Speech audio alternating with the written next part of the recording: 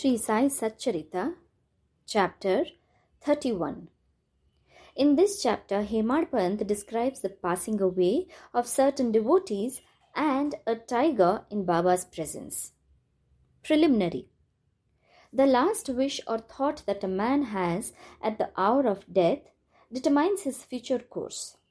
Shri Krishna has said in Gita that he who remembers me in his last moments comes verily to me, and he who meditates otherwise at that time goes to what he longs for.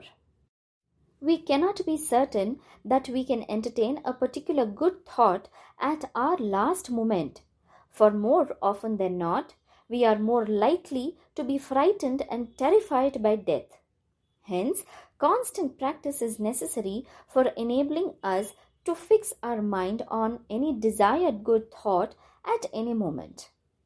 All saints, therefore, recommend us to remember God and chant His name always, so that we may not be perplexed or perturbed when the time for departure comes.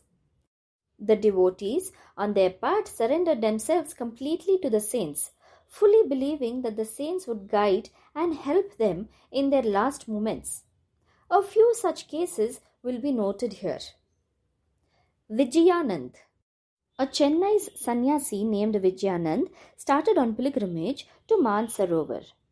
En route, on hearing Baba's fame, he halted at Shirdi. There he met one Somdevaji Swami of Haridwar and inquired from him about the Manasarovar trip. The Swami told him that the Sarovar was 500 miles above Gangotri and described to him the difficulties of the journey, that is, plenty of snow and this change of dialect every 50 kos and the suspicious nature of the local people who give a lot of trouble to the pilgrims on the way. On hearing this, the sannyasi was dejected and cancelled the trip. Then, when he went to Baba and prostrated himself before him, Baba got enraged and said, "Drive out this useless sannyasi. His company is of no use." The sannyasi did not know Baba's nature. He felt discomforted, but sat there watching things that were going on. It was the morning darbar and the masjid was overcrowded. Baba was being worshipped in various ways. Some were washing his feet, some taking the teeth and drinking it heartily, and some touching their eyes with it. Some were applying sandal paste and some scents on Baba's body. And all were doing these things forgetting the distinction of caste and creed. Though Baba got enraged with him, he was filled with affection for Baba and did not feel like leaving the place. He stayed in Shirdi for 2 days when he got a letter from Chennai stating that his mother was very ill. He felt very dejected and wanted to be by his mother's side, but he could not leave without Baba's permission to return home. The omniscient Baba, knowing the future, said to him, "If you loved your mother, why did you take sannyas? Attachment makes misuse of an ochre garb. Go and sit quiet at your lodging. Wait with patience for a few days. In the Vada, there are many robbers. Bolt your doors and be very vigilant. The thieves will carry everything. Wealth and prosperity are transient, and the body is subject to decay and death. While knowing this, do your duty, leaving all attachment with the things of this world and next. He who does this and surrenders himself to the feet of the Hari will get free from all troubles and attain bliss. The Lord runs and helps him who remembers and meditates on him with love and affection. Your store of past merits is considerable, so you've come here. Now attend to what I say and realize the goal of your life. Begin from tomorrow the study of Bhagavad. Do 3 saptahas, that is, 3 readings during 3 weeks, conscientiously. The Lord will be pleased with you and will destroy your sorrows, your illusions will vanish, and you will get eternal peace. On seeing that his end was approaching, Baba prescribed this remedy and made him read Rama Vijaya, which pleases the god of death. Next morning, after bathing and other purifying rites, he commenced to read Bhagavat at a secluded spot in the Lendi garden. He completed 2 readings and thereafter felt much exhausted. He returned to the Vada and stayed in his lodgings for 2 days. And on the 3rd day, he breathed his last on Fakir's Bade Baba's lap. Baba asked the people to preserve the body for a day for a reason. The police afterwards came and, on making proper enquiries, gave permission for the disposal of the body. It was buried in a proper place with due rites. In this way, Baba helped the sannyasi and ensured him sadgati, that is, salvation. Balaram Mankar. There was a household devotee of Baba by name Balaram Mankar. When his wife passed away, he got dejected and, entrusting his household to his son, left home and came to Shirdi and lived with Baba. Being pleased with his devotion, Baba wanted to give a good turn to his life, and he did it in this way. Baba gave him 12 rupees and asked him to go and live in Machindrigad, that is district Satara. Mankar was first unwilling to go and stay away from Baba, but Baba convinced him that he was giving the best course for him and asked him to practice meditation thrice a day in the Gad or fort. On believing in Baba's words, Mankar went to the Gad.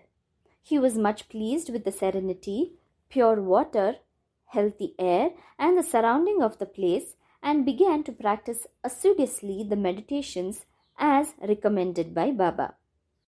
After some days, he got a revelation.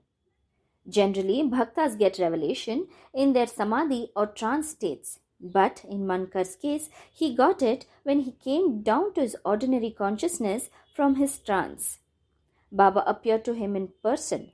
Not only that, Mankar saw him, but he also asked him why he was sent there. Baba replied, "In Shirdi, many thoughts and ideas began to rise in your mind, and I sent you here to bring your unsteady mind to rest. You thought that I was in Shirdi with a body composed of the 5 elements and 3.5 cubits in length.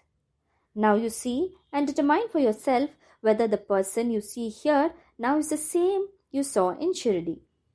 It is for this reason that I sent you here." Then, after the period was over, Mankar left the Gad and proceeded to his native place, Bhandra. He wanted to travel by rail from Pune to Dadar. But when he went to the booking office to get a ticket, he found it very much crowded. He could not get his ticket soon, when a villager with a langoti, that is a piece of cloth on his waist, and kambali on his shoulder, turned up and said, "Where are you going?" "To Dadar," replied Mankar. Then he said, "Please take this Dadar ticket of mine.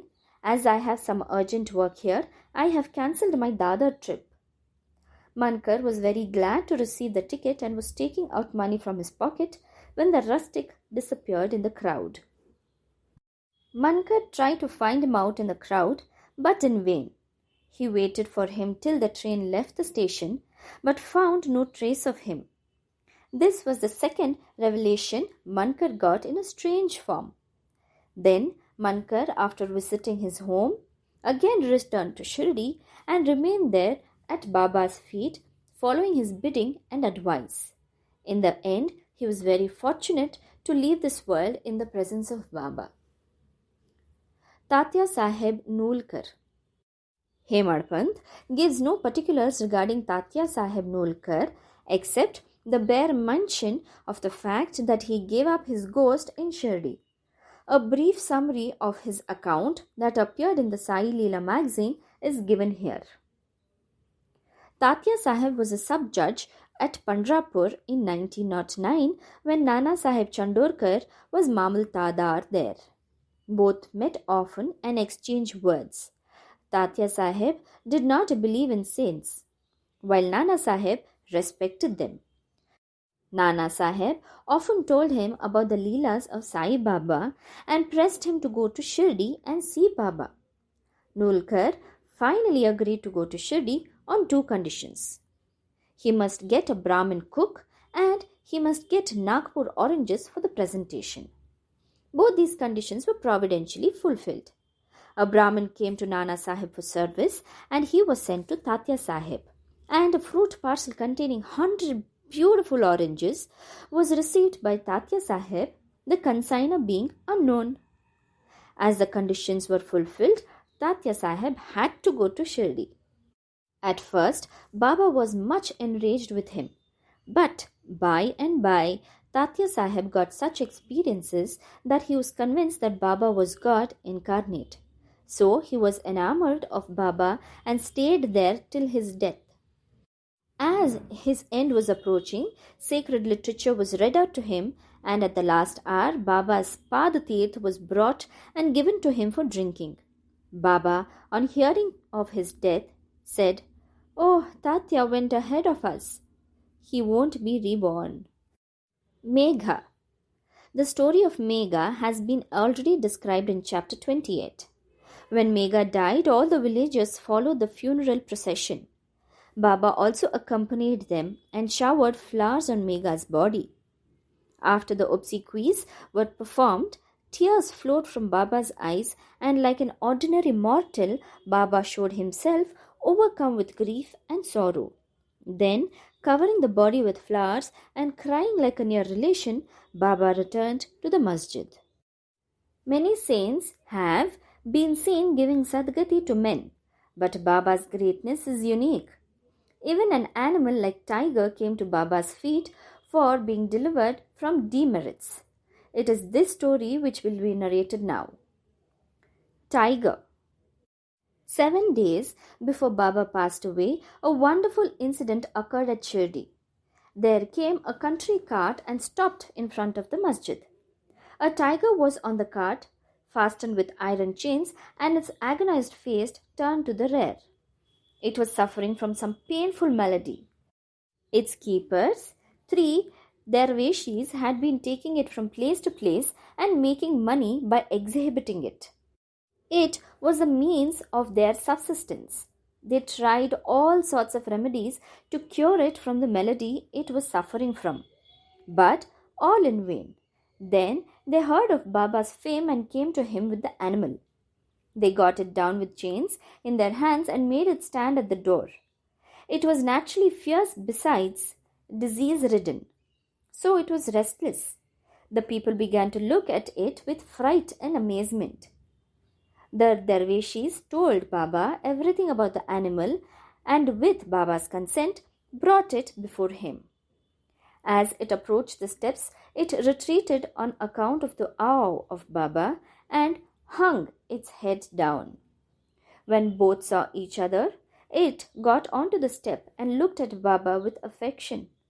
Immediately, it moved the tuft of its tail and dashed it thrice against the ground and then fell down senseless.